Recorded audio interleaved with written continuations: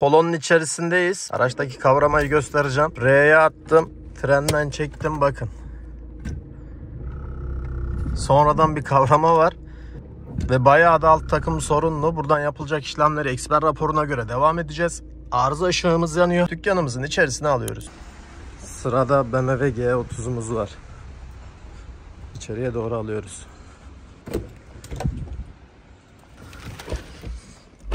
Yeni nesil BMW motoruyla beraber olacağız bu aracımızda da. Bugün 2017 model gördüğünüz 530D G31 station wagon olduğu için sedanları G30 olarak geçiyor. 6 silindirli dizel motora sahip B57 kodlu motorumuzda bir manifold sorunumuz var. Ekranda manifoldu göstereceğim. Öne gel. Öncelikle bu motor hakkında biraz bilgi verelim. Bu gerçekten B47 ve B57 motorlar G kasalarda çıkan en sağlıklı, şu ana kadar çıkmış sağlıklı motorlardan biri. Bir önceki F kasalara baktığımızda N47, N57 motorlarımız da nispeten sağlıklı ama birçok krank kesme veya buna benzer çok şikayetlerle yaptığımız araçlar mevcut. Bunda öyle bir sıkıntılar şu ana kadar tabii yeni araçlar olduğu için çok fazla karşılaşmıyoruz ama gel böyle karşılaştığımız sıkıntılardan biri gördüğünüz manifold kısmı söküldü. Manifoldumuzun elektrik tesisat gruplarından ve su hortumlarından ayrıldığını ve manifoldun çıktığını görebiliyoruz. Bu motorlarda sizlere dikkat etmeniz gereken bazı ayrıntılardan bahsetmek istiyorum. Bu araçlarda özellikle BMW grubu bir aracınız varsa, dizel motorsa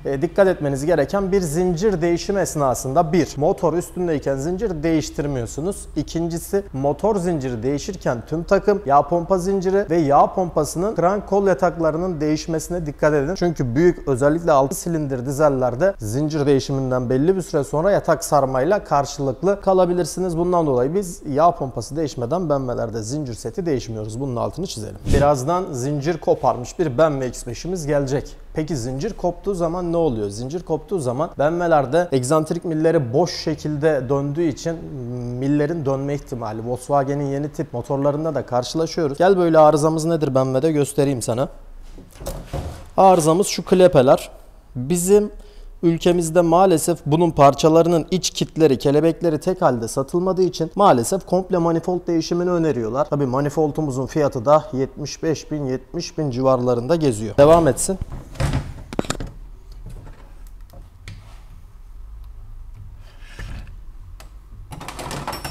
Şimdi Baran Usta, arızanın asıl sebebi şu. Kelebeklerin yapmış olduğu boşluk.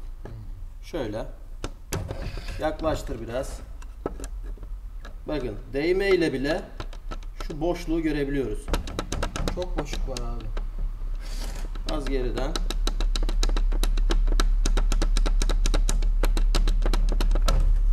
Ayrıca bu video içerisinde bunun kurum temizliği yapılacak, parçalar olmadığı için ve müşterimiz manifoldun değişimini istemediği için kurum temizlikleri, kızdırma bujileri ve periyodik bakımını göreceğiz. Peki bunun yanı sıra burada bir DSG polomuz var. Ekspertiz raporu da mevcut. Hemen gel ekspertiz raporuna bir bakalım. Göz gezdirelim. Şimdi elimizde bir eksper raporu var. Tabii bizim gördüğümüz kısımlar farklı olacaktır eksperde. Aracımızda aktif olarak devam eden hava kütle akış sensörümüzde kavrama tolerans 2'nin sınıra ulaştığını söylüyor. Yolcu cam otomatiği falan önemsiz bazı mevzular varken şu ilk iki üstte gördüğümüz önemli. Peki başka neler yapılacak bakalım. Lastiklerimiz zayıf demiş, bizi ilgilendirmiyor. Rot kollarımız zayıf, rot başlarımız zayıf. Bunlarda değişim olacak. Arka amortisörlerimiz yağ kaçırıyormuş, zayıf denmiş.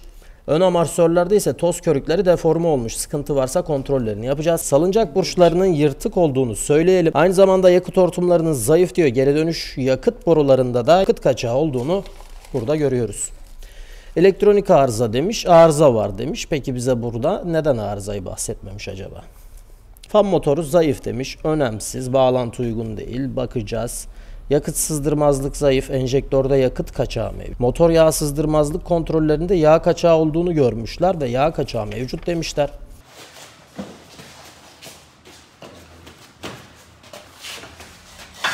Evet, burada da polomuzu görebiliyoruz. Biz şanzımanı indirdik ama bu sonraki aşamalarda sizlere hepsini göstereceğim. Öncelikle bu videoda detaylı kavramanın değişimini göreceğiz. Kavramaya bir gel. Kavramanın yanık olduğu belli. Ekranda net bir şekilde görünebiliyor. Kızarıklıklar net. Bunun ayarlamalarını tam yapmıyorlar usta. Biraz da senden dinleyelim. DSG konusunda çok fazla bir şikayet geliyor. Ne derinlik ölçüsü alıyorlar, ne aparat kullanıyorlar. Eski pulu tak geç. Tak geç. Takıya geçiyor. 6 ay sürmüyor. Coğrafi alanda rampamız olduğu için dedik arabam silkeliyor, ses var, şu var, bu var, şikayetler geliyor. Bunun derinlik ölçüleri, pul ayarları artı yeni pullarla yapmanız gerekir. Uzun vadede 100.000 kullanmanız gerekir. Ama pullar eski oldu mu 15-20 bin sonra geliyoruz da ben taktırdım. Taktırdım da altına yeni pul konmamış. Derinlik ölçüsü alınıp ölçülerinde pul değerleri kullanılmamış. Yaptım diyor. Bir 10.000, 15.000, 20.000 şikayet tekrar başlıyor. Gerçek değeri, gerçek ölçüleri alıp yeni pulları koyduğunuzda 100.000 rahat kullanıyorsunuz. Tabii coğrafi koşullar burada çok etkisi Tabii mevcut. ki. Coğrafi koşulların burada rampası düz olan yerlere göre ömrü daha da uzuyor. Üstünde basınç tüpü değişikliği yapıyorlar usta. Basınç tüpü evet değişmesi gerekli mi? Güçlendirilmiş tüp Yani biraz daha aracın ilk usta aslında şuna bırakması. değinelim. Güçlendirilmiş derken basınçta herhangi bir değişiklik yok. Altına koymuş olduğu bir çelik O da aparatla plate'in uzun ömürlü olmasını ve çatlaklara karşı dayanıklı olmasını sağlıyor. ama piyasada çokça kez de yan sanayi merdiven altı ürünler mevcut. Maalesef. Birçok kez de karşılaşabiliyoruz. Burada uygulatacağınız yerde mekatroniğin söktürüp bakımlarıyla beraber değişmesini tavsiye ediyoruz. Bu araçlarda da yine bu araçta da bu şanzımanda da göreceğiz, bakacağız tüp gevşekliği var mı diyoruz. Video çok uzamadan işlemlere geçiyoruz. Aracımızı şu an kaldırıyoruz. Burada kızdırma bujileri mevcut. Orijinal BMW. BMW'lerimizde böyle bir sistem var. G30'larda basit bir şekilde gerçekten güzel düşünülmüş tapayı direkt buradan görebiliyoruz. Yani burada bizlere herhangi bir şekilde korumayı söktürmüyor ama buralarda yağ kaçakları mevcut. Hala da damladı. Bakın damlıyor. Şuradaki damlacıkları görebiliyoruz. Genel bir kontrollerini bir yapalım. Karter bölümünde sıkıntı yok ancak şurada bir yoğunlaşan, bakın burada bir sızdırmazlık var gibi. Karter noktasında şanzıman yağımızın karteri de ıslanmış, net görebiliyoruz. Hemen burada tapamızı açabilmemiz için bir adet anahtar mevcut. Ve gevşetme bölümünden tapayı gevşettik. Motor yağımızı, periyodik yağ bakımlarımızı, filtrelerimizi değiştireceğiz.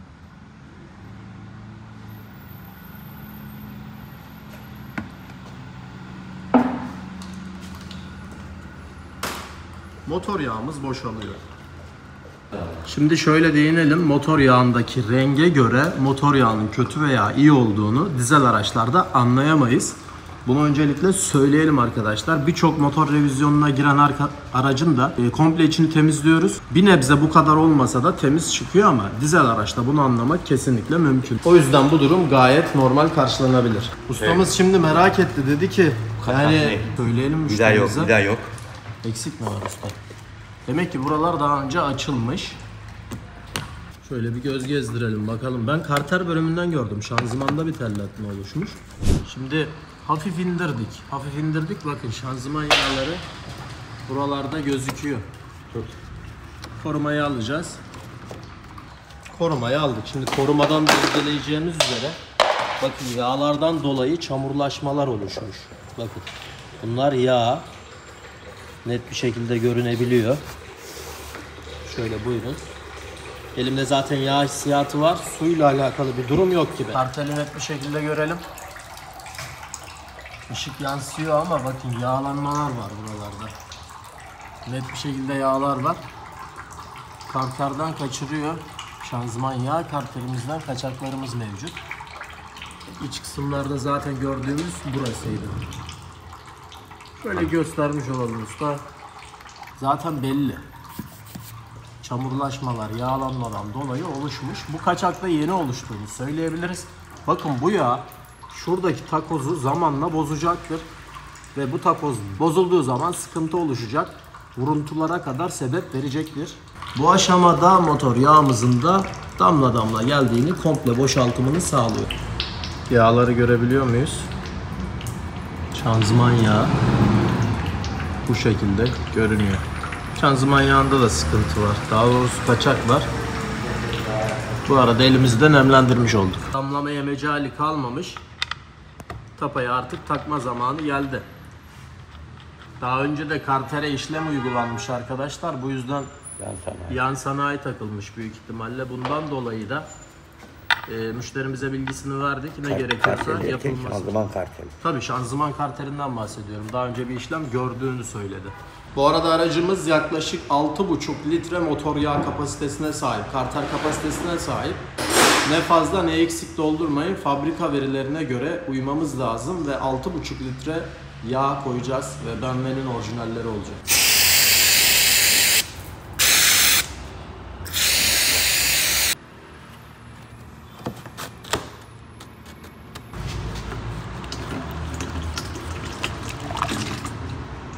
Şanzıman karterimizin yağını boşalttık. Burada kullanılan yağ da gerçekten kaliteli olması lazım. Şanzıman yağımızı şu an boşaltıyoruz. Söktüğümüzde de içindeki selenoid valflerini, mekatronik beyni göreceğiz. Şu an kısmi olarak boşalıyor. Tabii karteri söktüğümüzde tamamen boşalacak. Şöyle göstereyim. Net bir şekilde de hafif hafif kararmalar var. Bilmiyorum daha önce ne işlem yapıldı ama bu kartere bir işlem olduğunu müşterimiz belirtti. Al.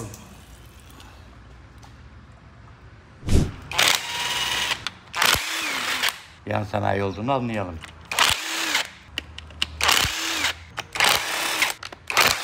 Cıvatalar hep yağ.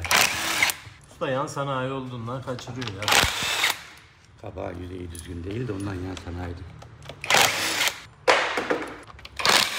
Belli yani oradan kaçırdı. Yani söktükçe fışkırıyor. Aynen öyle oluyor. O son cıvata mı usta? Hah, hep yağın içindeki cıvata. Son cıvata bu. O zaman düşer baba. Düşmez. Evet karter şu an geliyor. Tabii yağ kısmi olarak boşaldığını su. Yağ da hiç hoş görünmüyor ya usta yani bu arada. Evet burada mekatronik beyin kısmı, selenoid valfleri, basınç tüpünü hepsini görebiliyoruz. ZF aslında burada bizlere bir yarı otomatik şanzıman olduğunu, tam otomatik olmadığını belirtiyor. ZF'nin genel yapısı bu şekilde. Okuyalım. Evet, yan sanayi dur usta. Orayı yağ da akıyor ama ben şöyle bir geleyim. Degre. Ürün Degra şeklinde. Yağ da kötü durumda. Yan sanayi kullanılmış bir ürün demiştik. Kendini belli ediyordu. Orijinaline çevir. Orijinal şanzımanımızın markası neyse kartelimizin markası da ZF. Usta şunu sorayım. Buralarda kaçmak tamam yan sanayi kullan önemli değil de. Bu yağ kaçağı tamamen olsa ve bitse ne olacak? Şimdi bu adam 3000 kilometre gidecek. Zaten yağ kaçırıyor, akıyor. Şanzımanda bu yağ bitecek. Şanzıman araba hareket etmez olacak. Balatalar yanacak. 150-200 bin lira verip şanzıman alacak. Bir karter değil mi? Bir yan sanayi karter. Aynen. Böyle mekatronik. Karteli deyip geçmeyelim. Artı şanzıman filtremiz var içinde. Evet o da var. Filtresi de mevcut. Mekatronik beyin. Şimdi şöyle ben bazı noktalarda şuna değinmek istiyorum. Aracınızda bir şanzımanda vuruntu varsa ilk olarak şanzıman yağınızı değiştirin bakın. Bak. Sonra selenoidlere, beyin grubuna. Aynen. Daha sonra selenoid ölçümü, içinde pislik tortu var mı? Bunlar önemli, değişebilir. En son mekatronik değişebilir, içinin temizliği kurtarabilir. Her aşamada gerekebiliyor. Aynı zamanda da içinin balataları da yanmış olabilir. Bu da kilometre bazlı olarak düşünülebilir. Şöyle de mekatronik beyin ve selenoid gruplarını görebiliyoruz. Parça temini için servis üzerinden alınacağını söyleyelim. Bu da bu aşamada ustamız da yıkamasını gerçekleştirecek. Geldiğinde iki ürünü de göstereceğim. Usta diyorlar sen niye pahalısın? Dışarıya göre niye pahalı yapıyorsun? Ben anlatmayayım, siz değerlendirin. Hava filtremiz aynı şekilde diğer filtreler de böyle. Karterimiz böyle. Evet tabi pahalı usta. Pahalıysa pahalı yani. Orijinal ürünler kullanıldığı zaman pahalı oluyor arkadaşlar. Bakın bu arabada da kesinlikle yan sanayi kullanılmaz. Orijinal hepsi değişiyor. Şöyle de göstereyim. İçinden her şeyi filtresi dahil çıkıyor. Bu da bizim ZF. Orijinal. Germay. Diğerinde hiçbir şey yazmıyordu. Diğerine şuraya vurmuşlar. Bak burada da Germay logosunu görüyoruz. Orijinal olduğu her halinden belli. Kutusunu sizinle birlikte açtık. Şöyle. Diğerinde marka yoktu burada usta. Bak bunda ZF logosu net bir şekilde görünüyor. Aynı şekilde burada da farklılıkları görebiliriz. Etiketlerden anlayabiliriz. Şanzıman filtremizin de geçtiği nokta. Bura çok önemli. Şurayı hafif yağlarsak geçerken daha sağlıklı olur. Bakın içindeki filtreyi de görebiliyorsunuz. Şanzıman filtresi değiştiği zaman bunlar da kartelle beraber değiştiğini de söylemiş olayım. Ürünün diğer parçaları burada. Adam tapasını bile... Yağ doldurma tapası bu. Normalde satılmaz. Orijinal alırsan yağı doldururken eskiyi kullanma, yeniyi kullan diye ZP içine koy. Giderken göstermiştim. Yıkanacak demiştim. Buyurun. Temiz hali, kuru hali bu şekilde ekranlara yansıyor. Hava filtresine bakalım. Eski çıkanı. Şöyle göstereyim. İçi bayağı kötü. Buyurun bakalım.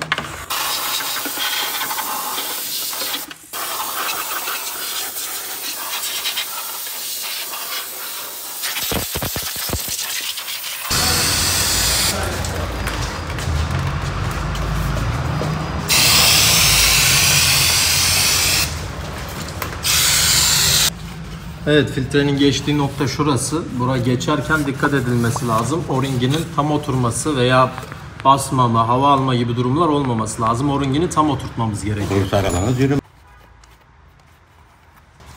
Burayı dikkatli bir şekilde oturtacağız.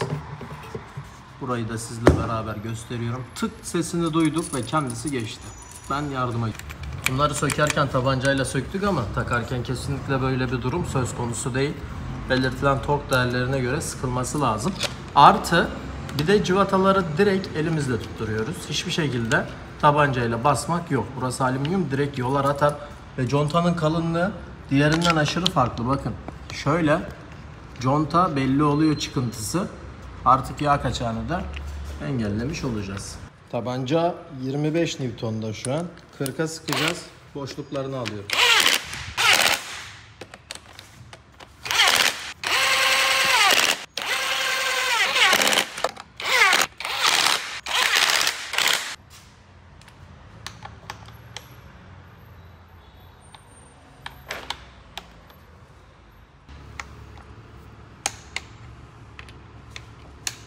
Dinleyelim gel.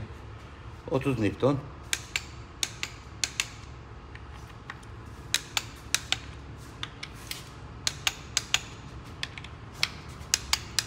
Buradaki bağlantı takoza sıkılan ayağı söktük ve şanzıman gördüğünüz gibi biraz yere düştü. Doldurma tapasını da söktük şu an. Contası dümdüz olmuş. Yenisinde var biliyorsun. Evet, yeni de var. Sökülen ayağımızı ise E10 torksluk cıvatalar tutuyor. Orta göbekten kulağa bir adet cıvata mevcut. Bayağı bir yağımız var, orada da var, göstermek adına onaydan dolayı. Şuradan BMW okuyabilirsiniz, bakın. BMW yazıyor, diğer onaylı olan ZF yazıyor, bakın. Diğer onaylı araçlara da olduğunu söylüyor. MB yani Mercedes'e de oluyor diyor. 236-11. Şöyle göstereyim. Bundan şu an 7 tane falan gitti, çalıştırıp ardından bakacağız. Yeni filtremiz de yerine geçecek. Motor yağı dediğim gibi kapasitesi 6,5 litreydi arkadaşlar. Burada yapmamız gereken bir işlem var. Şanzıman yağını doldurduğumuz zaman arkadaşlar araç kavrama esnasındayken şanzıman yağı kontrolü önemli. Dolduğunu sanıyorsunuz, taşıyor oradan ama dolmuyor. Kavrama D pozisyonunda, ayağımız frende. Kavrama esnasında alttan ustamız tapadan tekrar kontrolünü yapacak ve ardından tamam diyeceğiz. Motor yağımızı, yağ filtremizi artı işte filtre, hava filtresi gibi şeyler değişti. Şu an D pozisyonundayız. İçerideyiz. D pozisyonundayım. Frenden çektim. Araç hafif yürüyor kavrama esnasında. Kilometreyi göremedim de değineceğiz birazdan. Teker de yürüyor. Teker de şu an yürüme esnasında. Ustamız da altta fazla olduğunu söyledi. Şu an fazlalığını alacak. Evet, G31'imizi bitirdik. Araç bizlere geldiğinde manifoldunda arıza olduğunu ve şu gösterge panelinin hemen sıfırın altında bir yerde 576 kilometrenin altında arıza ışığının yandığını söylemişti. Bunun üzerine biz de müdahalelerimizi yaptık. Manifoldun kısmi olarak sizlere neden bunu verdiğini söyledik. Şu an çıktığımız zaman şanzıman yağımızın da değiştiğini, alt karterin de değiştiğini ve yağ kaçaklarının bittiğini söyleyelim. Ben burada sizlere bir de motor temizliğinden bahsedeyim. Motor temizliğimizi de gösterip bir de test sürüşüyle bitirelim.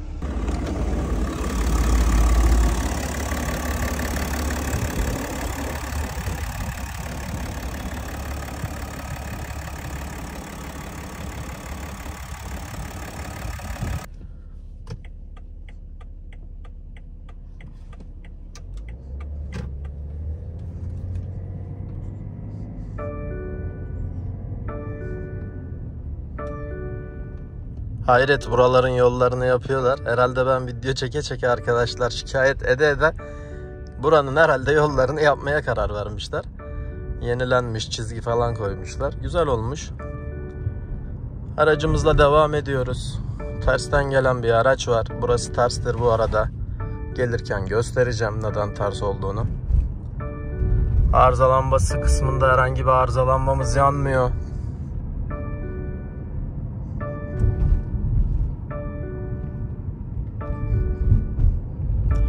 Sizlere biraz da B57'den bahsedeyim. B57 kodlu motorumuz. Bir önceki N57 6 silindirliğe göre biraz daha sessiz çalışıyor. Tabii Euro standartlarına göre Euro 6 olduğu için biraz daha emisyon değerlerinin düşürüldüğünü söyleyelim. Ancak araç içerisinde N57'de aşırı bir şekilde bu motor sesini içeriye alıyorduk. Ancak bu araba gayet güzel. 138.000'de bir arabaydı. Şimdi biraz önceki yoldan bahsedeyim. Neden ters burası? Ters olduğunu da kanıtlayayım. Çünkü mavi tabeladan git gel söylüyordu. Şöyle dikkatli bakarsak orada bir kırmızı levha var. Gidiş yasak ve mavi levhadan sağdan devam etmemizi söylüyor. Bu yüzden oradan gelişler hatalıdır. Bunu da belirtmek istedim. Videomuzu bu şekilde G30'u da bitirmiş olduk. Hoşçakalın. Polo ile devam ediyoruz.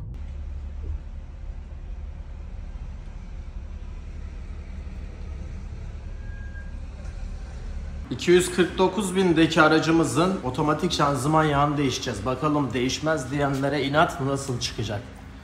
Şanzımanımızın tapasını açıyoruz. Seviye tapası bu. Maşallah diyelim. Motor yağına dönmüş.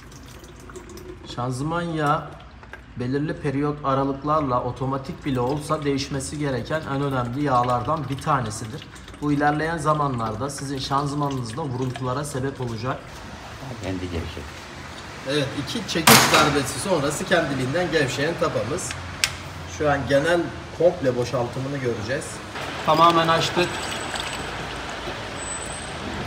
Görüntüdeki olay tamamen bu. Yorumlara belirtin arkadaşlar. Şanzıman yağı değişimi hakkındaki fikirleriniz nelerdir? Bu arada Opel Insignia'mızın otomatik şanzıman yağlarını değiştik. Kullandığımız ürünler kaliteli olması gerekiyor. Üretici firmanın ATF 6 kullanılması gerektiğini söylüyor. Tabii ki kalitesiz ürünler de var ancak tabii ki kalite tartışılmaz. Markada gördüğünüz gibi kullanılan ürün. Tabii seviye kontrol tapasından araç çalışıp kavrama pozisyonunda tekrar kontrol edilecek yağ tamam mı diye. Evet, DSG videomuzdan devam ediyoruz. DSG'de ne yapacağız? Kavrama değişimimiz var. Zaten yanlış olduğunu sizlere bahsetmiştik. Loop kutumuzda 2 adet arkadaşlar ürün var. Birisi kavrama, diğeri ise volant. 700'lük kavrama yeni nesil dizel araçlarda çıkan 700'lük olarak adlandırılıyor. Volantımız bu şekilde civatasına kadar orijinal geliyor. Şöyle göstermiş olayım. Volant bu şekilde. Evet, burada da gerekli aparatlarımız için, ayarlamalarımız için gerekli olan arkadaşlar aparatlar lazım. Bakın bununla yapamıyoruz. Eski nesil 600'lük yazmışız. Bu da bizim yeni nesilimiz, ayar yapacağımız nokta. Kavramayı yatırdık. Tapalarını taktık yağ akmaması için. Bir adet büyük sekmanımız var. Ardından kavramamızın göbeği diye nitelendirdiğimiz göbeği yerinden çıkacak. Sekmandan sonra hemen göbeği çıkarıyoruz. Göbeğimizi aldık. Ardından tabii ki bir adet sekman kanalı var. Sekmanımız var. Dönüyor mu bir bakalım. Normalde sert olması lazım. Evet, beraber döndüğü için şu an sert. Bunu biraz aşağı bastırdıktan sonra sekman boşa çıkacak. Aparatı bu şekilde yerine oturttuk.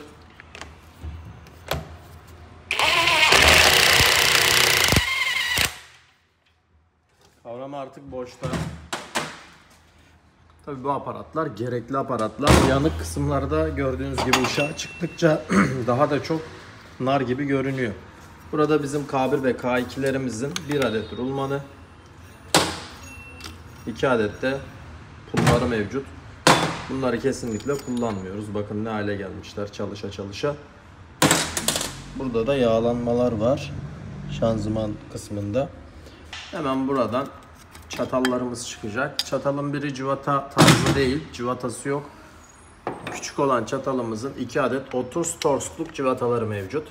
Mekatroniğimizden yağ geliyor. Körükleri yağ kaçırıyor. Bakımın yapılması şart. Bunu belirteyim, bakın bu kısımdan yağlanmalar görünüyor. Civatalar da sökülüyor.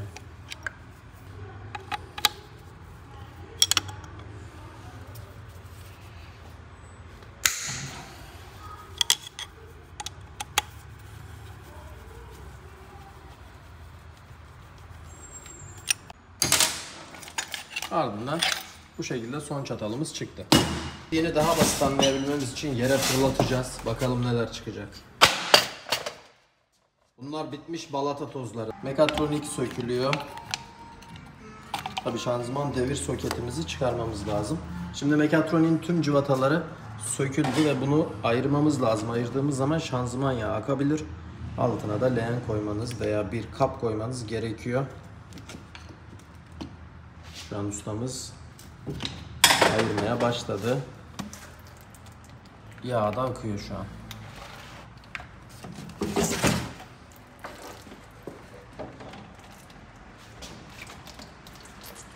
Yağımızın rengine bakalım.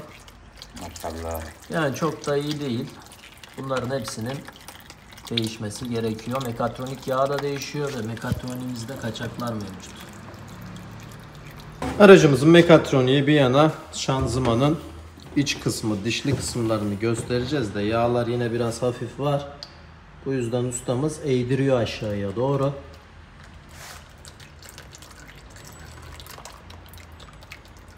Tamam, yeterli usta.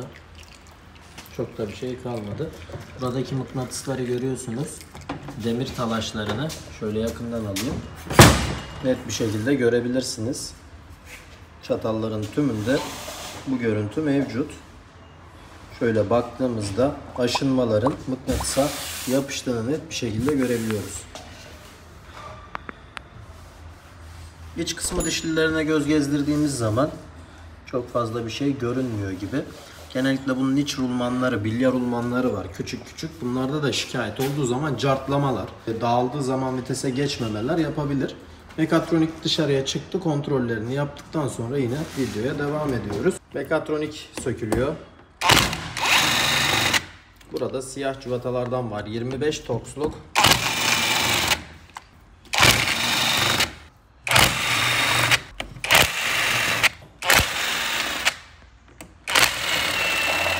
Cıvataları teker teker toplayacağız. Takarken bunların hepsi bize lazım olacak. İlk olarak neden kart bölümünü söktük usta? Ağzımıza tüp patlamasın diye. DSG tüp sorunlarında maalesef tüpler patlayabiliyor. Ve bundan dolayı ağır yaralanmalar gerçekleşebilir. Bu yüzden basıncı düşürüp ilk kart tarafından basıncı hafif düşürmüş oluyoruz. Ve bu yüzden de arkadaşlar sıkıntı yaşamıyoruz. Bu noktada yağımız da boşalacak. Onu aldıktan sonra ustamız hemen varile yağı döksün usta, onu da görelim. Hayati önem taşıyan o-ringimiz.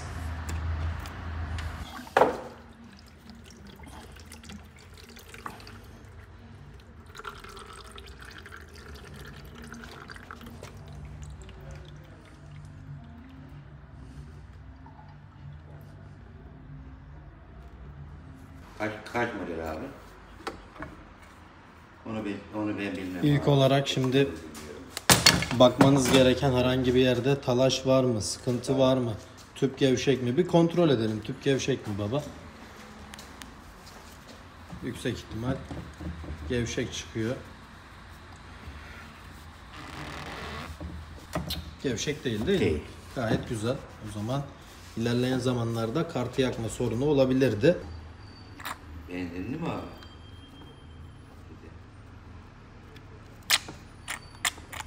Doğru, ben bakamam abi. Ben bir şey yapıyorum.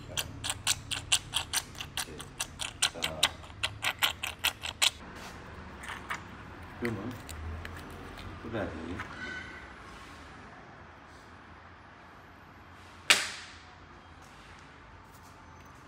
Bu da iyi.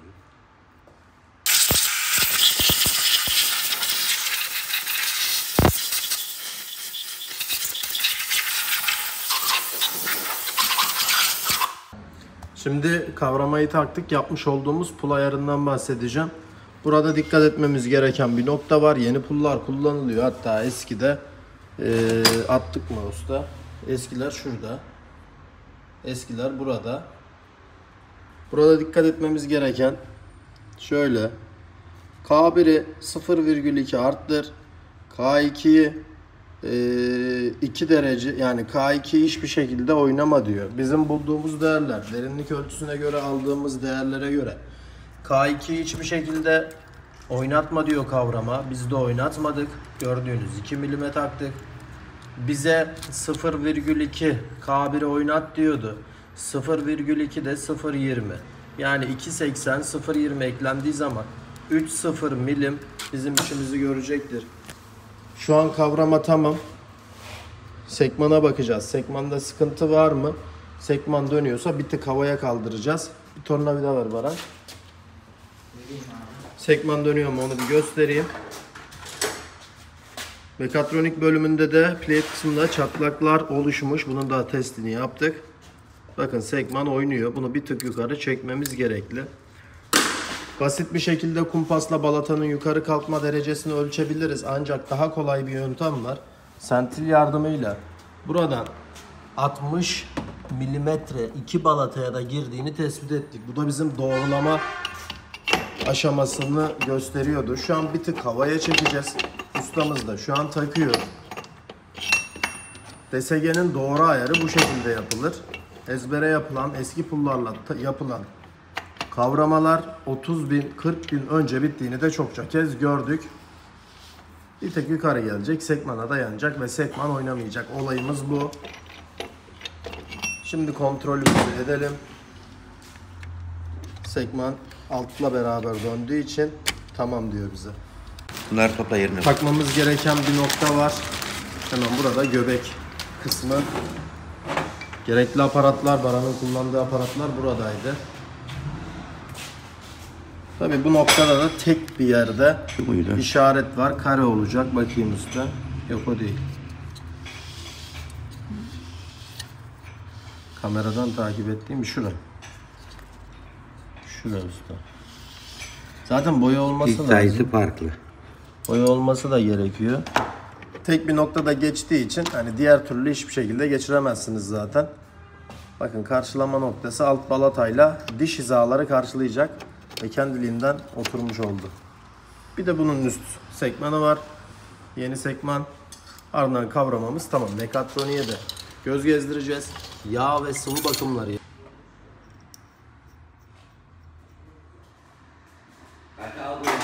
Eski volantı çıkardık. İndir için de göstereyim. Bayağı bir boşluk yapmıştı. Şurası zaten genelde ses yapan kısım. Şu iç kısmı arkadaşlar oynar olduğu için burası bozuluyor. Zaten set halinde komple şanzımana bakımımızı yapıyoruz. Burada önemli değinmek istediğim nokta priz direğin geçtiği orta rulmandır. Priz direk rulmandır. Bunun da değişmesi için bir aparat var arkadaşlar. Bu ilerleyen zamanlarda bozulduğu zaman gıy gıy diye yüke bindiğinde genelde araba ısındığında ses yapıyor. Tabii buna kavramanın içinde çıktığı için değişmesi şart. Volant değişti. Gördüğünüz üzere volantımızın değişikliğini görüyoruz. İçine yağ bastık. Priz direk rulmanı da değişti. Volant kısmı bu şekilde. Kavrama bölümü bu şekilde. Gördüğünüz gibi. Şuraya hafif bir yağ çalıyoruz. Çok fazla içine dışına bir yağ girmesine gerek yok. Çünkü buraya sürülen fazla gres ileride sıvılaşıp bu balatanın içine girerse sonuçları ben düşünmek istemiyorum. Sıkıntı oluşabilir. Mekatroniğimizde de yine değişikliğe uğradık arkadaşlar. Şöyle temizlikleri, bakımları yapıldı. Artık şanzımanda bir temel ayar, sütun ayarı kaldı. Ardından aracımızın neleri var? Aracımızın ön takımda aşırı sesleri var.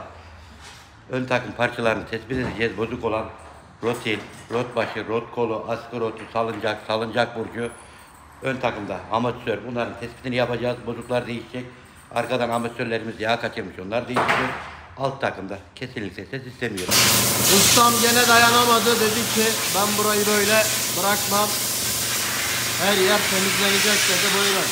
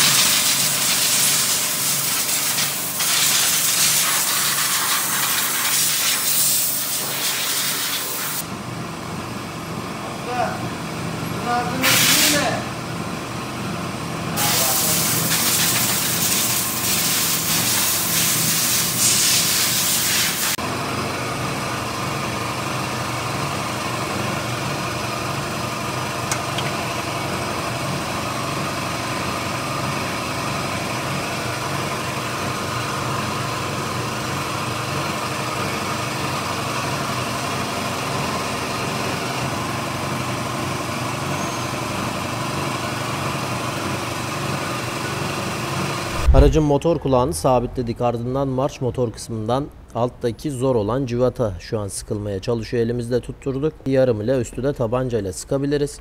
Motor olması gereken pozisyona geldi. Bucay motorlarda genellikle enjektör sorunları sıkça kez karşılaşılıyor. Ve maalesef arkadaşlar maliyetli olma durumları da oluyor. Yaptırdınız getirdiniz. Bunun bir kalibrasyon ayarı çok önemli. Eğer yapamıyorsanız yola çıkıp 4000 devirde sabit bir şekilde aynı viteste gitmeniz lazım. Ki enjektörlerin çalışma açısından aynı kalibreye gelmesi, orijinale dönmesi için veya cihaz üzerinden de yapılabilir. Bu marş motoru da araca ilk hareket veren volantı döndürerek aslında kavramamızı, aslında motorumuzun sıkıştırma yaparak çalışmasını sağlayan bir durum. Hemen basit olan ön taraftaki cıvata saplama tarzı. Üstüne bunun ne geliyor? Şase kablosu geliyor galiba. Baran ustamızın eksikliğini şu an tamamlıyoruz. Burayı da sökmüş. Gereksiz bir söküm olmuş. Gerekli düzenlemeler yapılıyor. Burada arkadaşlar artı ucumuz var. Tabii ki bu da marşa girecek. Gövdeden aldığı için şaseyi artı ucunun bağlantısı gerekli. Somunumuzu da sıkmamız gerekli.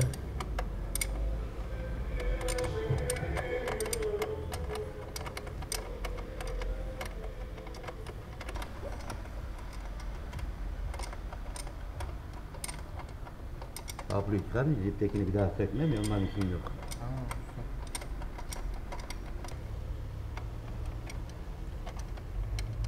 Artı bağlantımızı da yaptıktan sonra yanında plastik olarak gözüken bir soket girmesi gereken nokta var.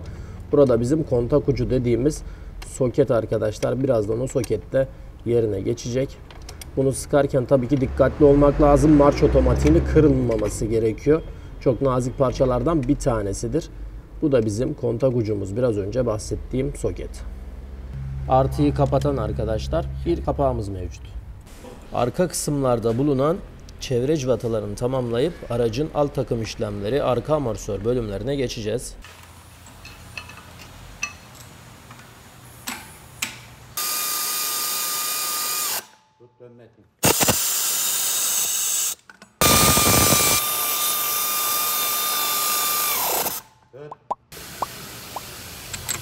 Gönder az daha.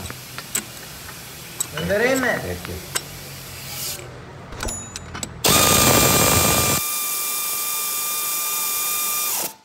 Tutuyor.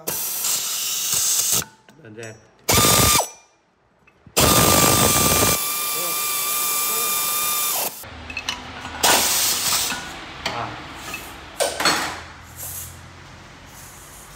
Bir yeşil kaymak.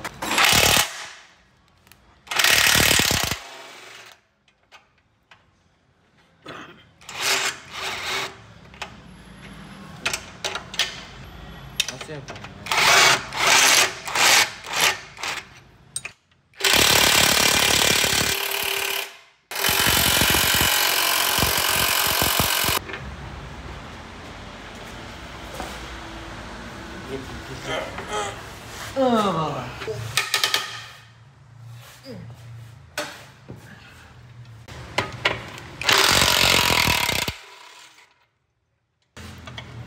Tamam.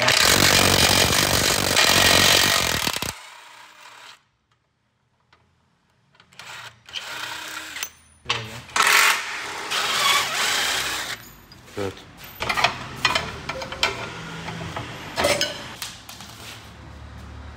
Getir sarıyı. Evet, buraya geldik şimdi. Işığımızı açtık. Bu burçlar lak lak vurur yani burada daha kötü. Bu her lak lak vurma sesi usta amortisör değil. Değil. Tespiti iyi yapmak lazım. İleri geri ilk hareketlerde vuran salıncak sesleridir, burçlarıdır. Bakın bunda bile belli oluyor şu anda. Arka taraftan çıkarıyoruz. Ayrıca salıncaklarda sağ sol olayı var. Yani tek taraflı takılması lazım. Hemen bunda da aynısı var demiştik. Geldik buraya. Var değil, kalmamış. Yok be. Biraz daha esnetsek abi yerinden fırlar.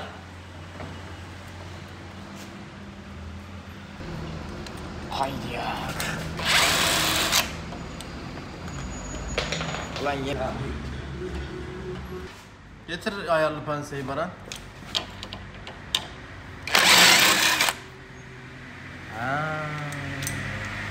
Ben de diyorum ulan nerede bunun diğeri? Rotillerin durumu. Rotil kötü.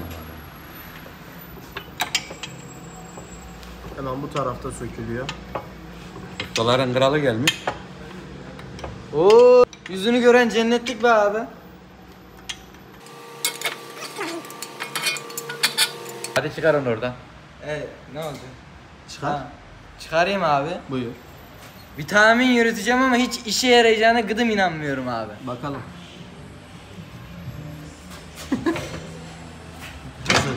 Sen onu öyle herhalde sabaha kadar uğraşırız da. Vallahi bilmiyorum abi. Şimdi halen gelse çıkartamazsan oradan. Nasıl yapacağız usta peki? Getir doktoru. Doktor. Büyük doktor. Gördü. Gördüm usta gördüm. Öğrendin mi? Öğrendim. Neresine vurdum? Tam şurasına. Ha. Bak bu konik denir bak. Küçükten büyüğe doğru gidiyor. Doğru. Bu civatayı sıktıkça sıkışma yapıyor. Ha. Bunu bırakmak için bura bir darbe görecek ki tık diye bırakacak. Ha. Açılması lazım yani. Tabii. Levye ile onunla bununla olmaz. Açılması değil. Burada bir titreşim meydana gelecek. Titreşim geldiğinde bu birbirinden ayrılacak. Ufak bir boşluk görse yeter diyorsun yani. Ben buna değindim ama burada tabii sen tekrar çek dedin. Bu bizim direksiyonumuzun rot başı Bak, diyelim. rot Rot başı. kolu şu içerideki. Evet. Rot başı ne yapar? Rot başındaki boşluk tekerimize sağa sola hareket boşluğu meydana gelir. Direksiyona da direkt kütür kütür vurma yapar.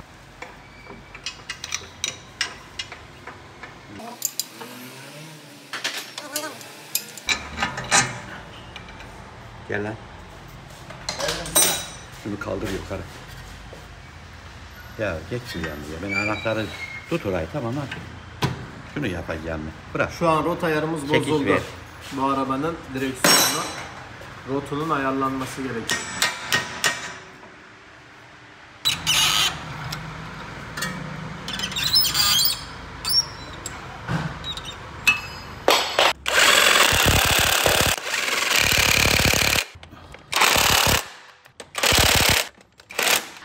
Rot başının birini taktık zaten. Burada Z-Rot 2 salıncak var. Burada amortisör, arka amortisörler var. Çıktığı zaman da eskiye değineceğiz. Şöyle orijinal kalite ürün olduğunda söyleyelim. Saks marka. Arka iki amortisörlerimizde de kaçak vardı. Sol taraf rot başı. Bir göstereyim şu YouTube'u. Ne hale gelmiş. Artık yani bayağı kötü uzun zamandır kullanılan bir rot başı olduğunu görüyoruz. Alt takımımızda daha önce çok fazla bir işlem olmadığını da söyleyebiliriz. Hiç ellenmemiş araçlardan bir tanesi. Bakalım oynayacak mı? Bayağı zor dönüyor. Oynadı. İyi güzel. Diğeri gibi uğraştırmadı. Bu sökülecek pozisyona geldi diyebiliriz. 15 yarım getir.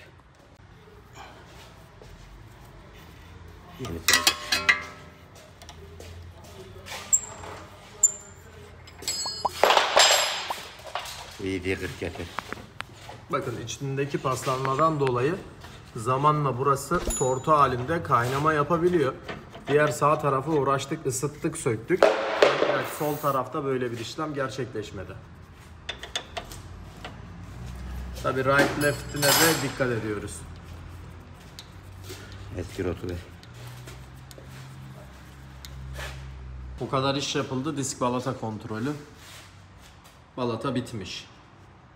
Zamanla bu demir diske sürte sürte tabii ki torna işlemi yapacak ve diskimizin ömrünü de azaltacaktır. Şöyle yeni ürünlerin hepsi üstünde Z-Rot, rot başı bunların hepsi yenilendi arkadaşlar. Hepsinde sıkıntılar mevcuttu. Burada bir balata değişimimiz olacak.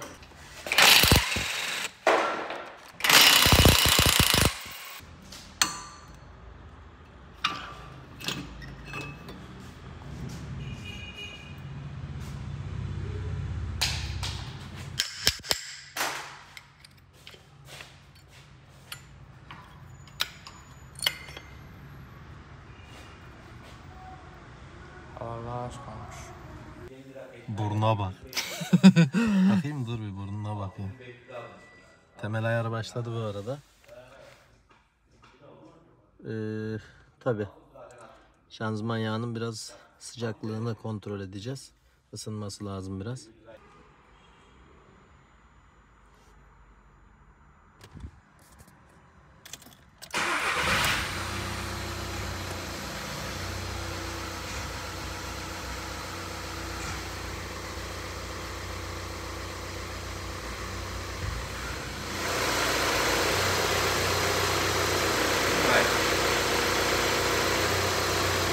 Şu an ayarlamalarımız devam ediyor. Birkaç vites dişli sesi geldi. Bu gayet normal. Hava akışımızda sıkıntı vardı. Işığımız söndü gördüğünüz gibi. Temel ayar aktif. Bunu yapmamızdaki temel sebep mekatronik söküldüğü zaman mecburen çatallarla beraber kalibrasyon ayarı gibi bir durum var. Bir de sürüşte aracın sürücüsüne göre şekil alacak arkadaşlar. Sadece bir lamba yanıyor. Bunu da kontrol edeceğiz. Ekranda herhangi bir arıza ışığının yanmamasını istedi. Tabii mekatroniği yarın otururken 2,5 santim ayarlayıp oturtursanız bir daha uğraşmazsınız. Yoksa sök tak uğraşabilirsiniz. Bakın burada işlem tamamlandı diyor. Fonksiyonlarıyla devam edebilirsiniz. Araçta dikkat ettiyseniz burada servis ışığı yanıyordu. Buradan yağ servisini artı servis ışığını söndürüyoruz. Hem yağ lambası hem de servis uyarısı gitmiş olacak. Salataya bak hele. Baksana. Yok. Ne olmuş? Bitmiyor hiç. Çöp. Çöp. Arka amasörleri değiştirirken burayı da gördük. Temel ayar işte cihazsal yaptığımız ayarlamalar tamam. Fren balatası değişecek. Disk de iyi değil ama bu kısma geldik. Bu kısımdaki değişikliğimiz zaten arka amortisörden bahsetmiştik. Bir tarafın yok, bir tarafında yıpranmış olan toz körüklerini de bu şekilde değiştik. Lastikleriyle beraber arka amortisörlerimiz civatasını bu şekilde montaja hazır hale getirdik. Birincisi hazır. Sağ sol fark etmiyor.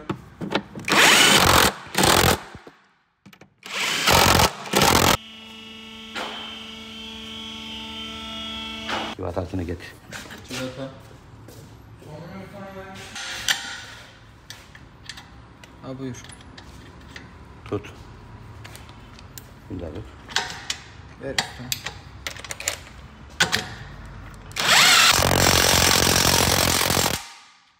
Geç öbür tarafa. Ver tabancayı. Al usta. Dur usta. Tamam.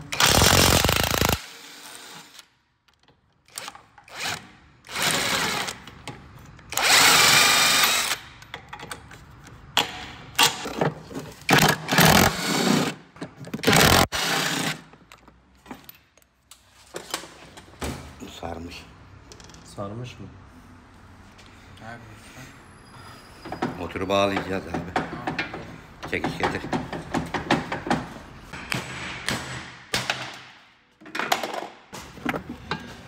Kısa kolunu al.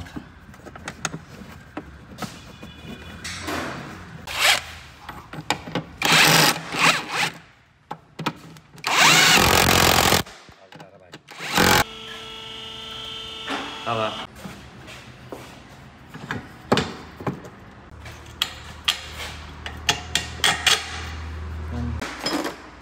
Polo aracımızdan devam ediyoruz. Burada trigger set değişikliği olacak. Nokta atışlarından biri sent ayarıdır bu arabada. Gördüğünüz gibi kitlemelerimizi gayet yerinde yaptık. Mazot pompamız yüksek basınçlı olduğu için yine kitlemesi mevcut ve kitlemesi gerçekleştirildi. Artta da crank kasnağı kitlemesini gerçekleştirdik. Bu şekilde bir kitlemesi mevcut.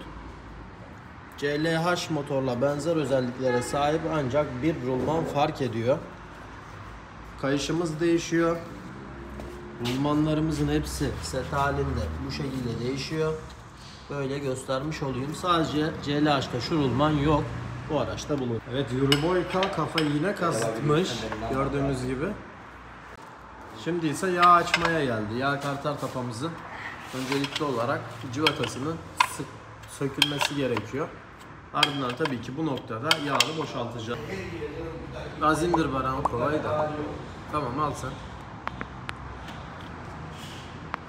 Yani yağın rengi bir garip geldi. Tabii ki dizel araçta buna yorum yapmak biraz doğru değil ama biraz daha fazla siyahlaşmış gibi duruyor. Doğru abi. Değil mi? Bir garip duruyor. Ha bir yeşillenme var Yeşil. sanki. Ya normal olabilir. Yeşilim siyahlar da var ya. Doğru diyorsun. Ondan dolayı da olabilir. Çünkü herhangi bir sorunumuz yok. Biz de yine orijinal kullanacağımız depefeli bir yağ olması lazım. Çünkü burada uzanan bir partikülümüz var arkadaşlar. Komple de yıkamasını da gerçekleştireceğiz. Altını yıkamıştık, üstünü yıkayacağız. Şanzımanı test ettik. Yıkama esnasında da sizlerle beraber olacak. Hava filtresini göstermiştik galiba, hatırlamıyorum evet ama bayağı leş gibiydi, kötü bir durumdaydı. Attık mı onu? Attık abi, hatta şuradaki...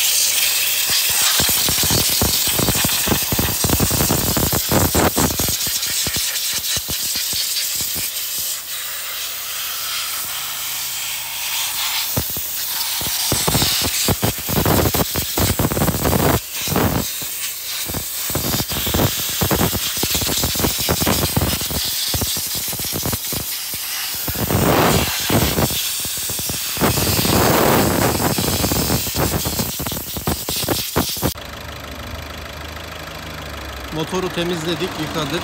Bayağı bir kötü durumdaydı.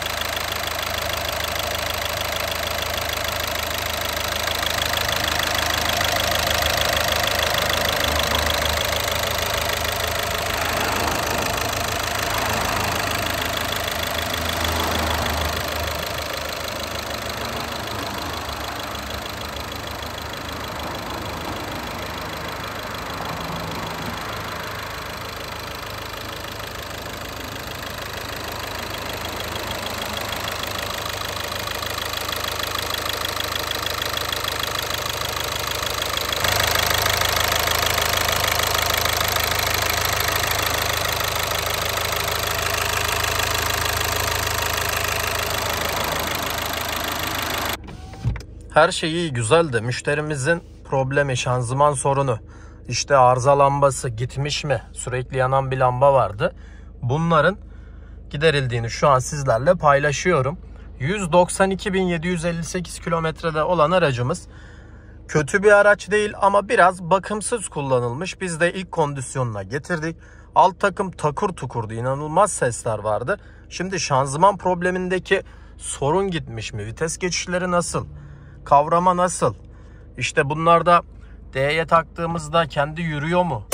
Gaz veriyor mu devire? Belli bir devirden sonra kendi atıyor mu? Bakalım. Olması gereken bu. Bakın. Aynı işlemi geri vites için de uyguluyorum. Gördüğünüz gibi hareketimiz güzel. Şimdi bir dönelim.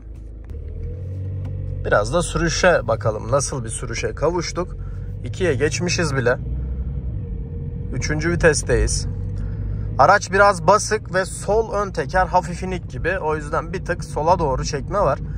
Aracımızın rot ayarı da tamamlandı. Rot başları değiştiği için bunların yapılması gerekiyordu. 4. vitese ulaşmışız bile. Aracımızın sert olmasının durumu, araç bayağı bir basık arkadaşlar. Yerde gidiyoruz neredeyse.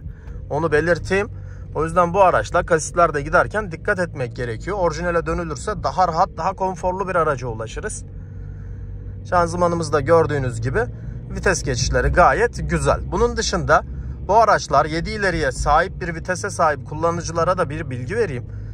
Neredeyse 1500-2000 devirlerde böyle 2'de 2000 devirde vites atıyor. Bu yüzden arada bir uzun yola çıktığınız zaman 3. veya 4. viteste 3000-3500 devirde yaklaşık bir 10-15 dakika gitmenizi tavsiye ediyoruz. Bu da partikülümüzün içinin az da olsa tabii ki temizlenmesini sağlıyor. Jenerasyona sokuyor aracımızı. Tabii cihaz üzerinden veya sökülerek yıkansa daha sağlıklı ve temiz olur. Kullanışlı olur ama şu anda bilgilerini de vermiş olduk. Herhangi bir sorunumuz yok. Her temizliğini de yaptık. Motor kapağı falan var. Teşekkür ediyoruz.